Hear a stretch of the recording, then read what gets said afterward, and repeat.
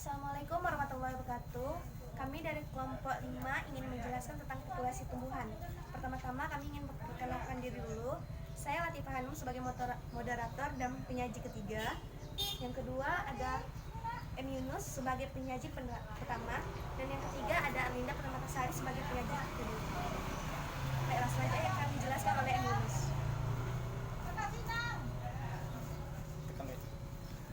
Baiklah, yang pertama ada pengertian populasi. Kata populasi berasal dari bahasa Latin yaitu polus. Nah, di sini adalah contoh dari proyek kami, yaitu ada satu populasi. Di sini kami ibaratkan populasi nenas, sedangkan populasi itu adalah suatu jenis tumbuhan yang berada di dalam suatu tempat dan waktu yang sama. Selanjutnya itu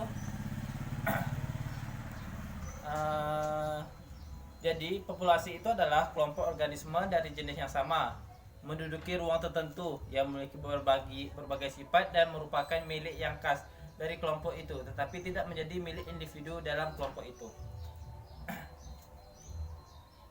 Selanjutnya ada karakteristik populasi tumbuhan. Yang pertama, densitas populasi.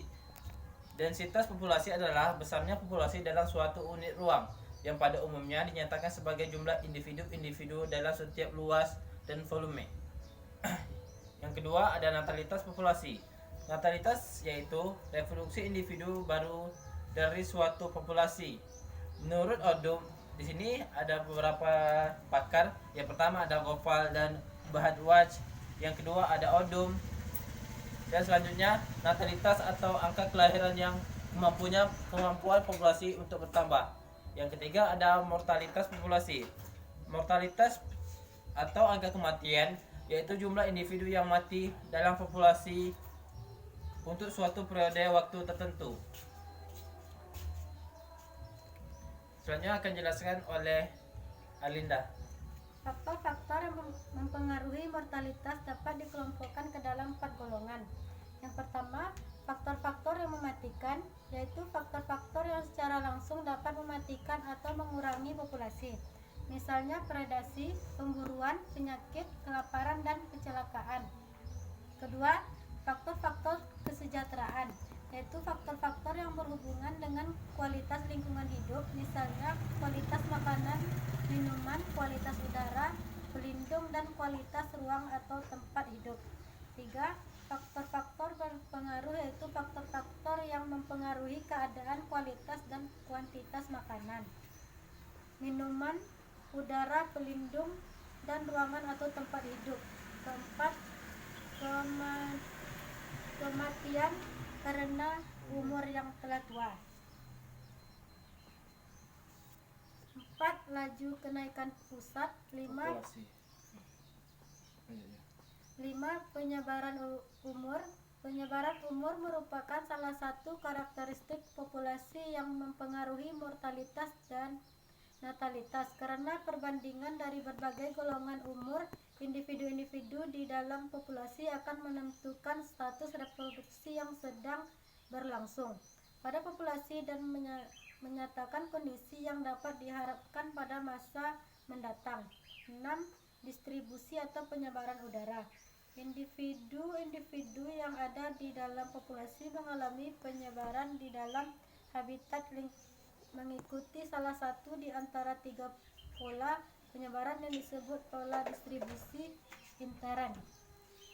Ciri-ciri dan sebab terjadinya pola distribusi intern tersebut diuraikan masing-masing sebagai berikut. Distribusi acak terjadi jika apabila kondisi lingkungan seragam, tidak ada kompetisi yang kuat antara individu anggota populasi dan masing-masing individu tidak memiliki kecenderungan untuk memisahkan diri.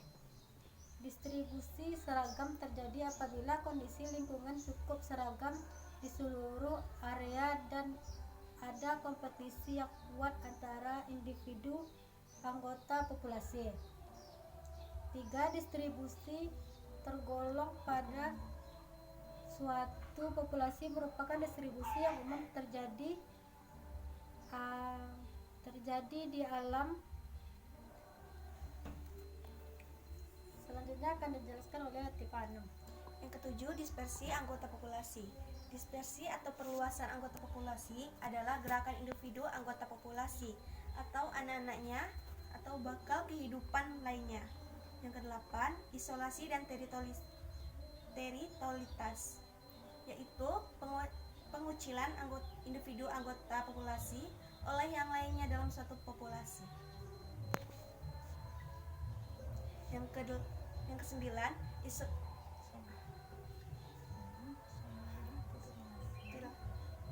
sekian presentasi dari kami. Apabila ada kurang dan salah, kami mohon maaf. Assalamualaikum warahmatullahi wabarakatuh.